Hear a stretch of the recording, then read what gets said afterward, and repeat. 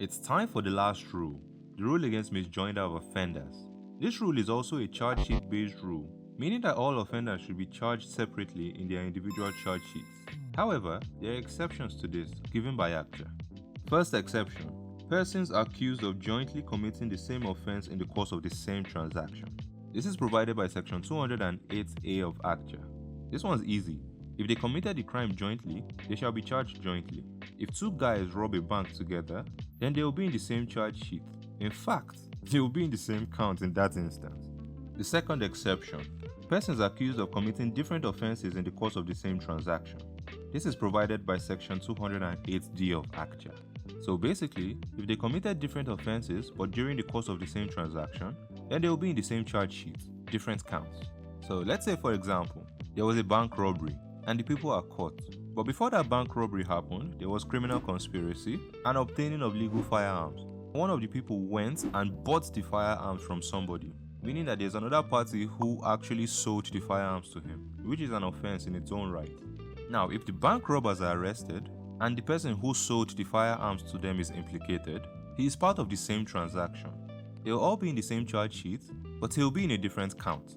Now, let's look at the bank robbery illustration again.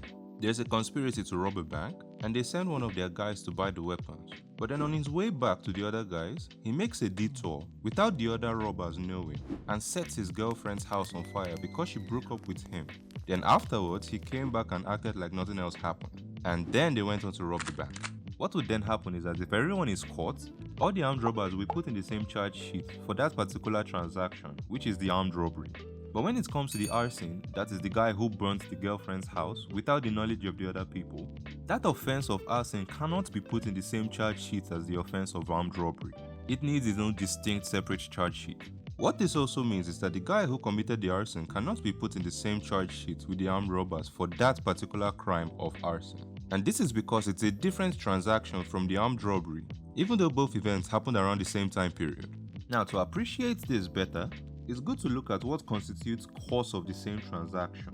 Now, the test of what amounts to course of the same transaction was laid down in the case of Haruna and State, where Fatai Williams JSC held, among others, that whether two or more acts constitute the same transaction depends on proximity of time and place, continuity of action, and continuity of purpose and design relative to the particular acts.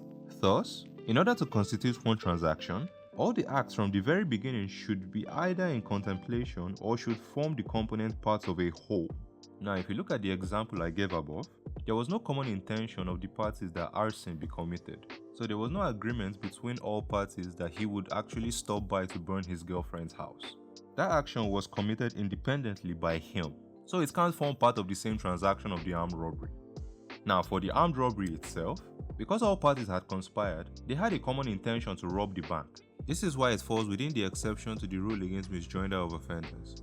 Third exception, persons accused of committing an offense and persons accused of aiding, abetting, or attempting to commit the said offense. This exception is seen in section 208 sub B of ACJA. So when a person aids and abets, he will be tried alongside the people who committed the act or omission, since he is a principal offender. This also applies to people who attempt to commit the same offense. Now, when it comes to the attempt, Professor Agaba gives a good example of this. If A enters C's house and has unlawful carnal knowledge of her and escapes, then soon after, B walks by and sees the door open, enters the house, and also attempts to have unlawful carnal knowledge, but then he is caught in the process. Both A and B will be charged in the same charge sheet, even though A and B don't know each other. As long as it's the same victim, that suffices. Fourth exception, persons accused of committing offenses that are related to one or the other. This is provided by section 208E of ACJA. Basically, if the offenses are related to one another and have to do with the same victim, that is, person or property, then they can be tried together in the same charge sheet.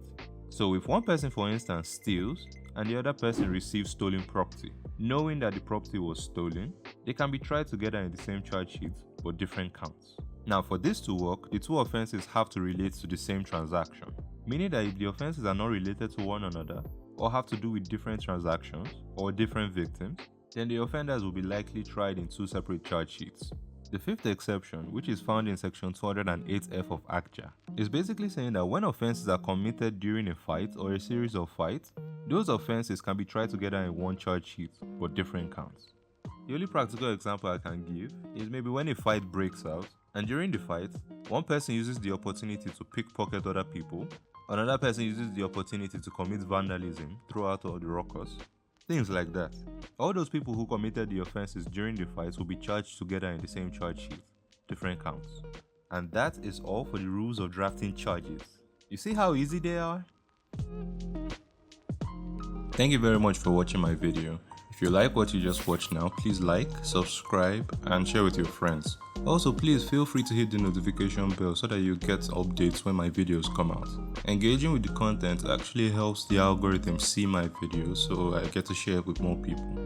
Don't worry, we'll be getting more content like this. Have a great day.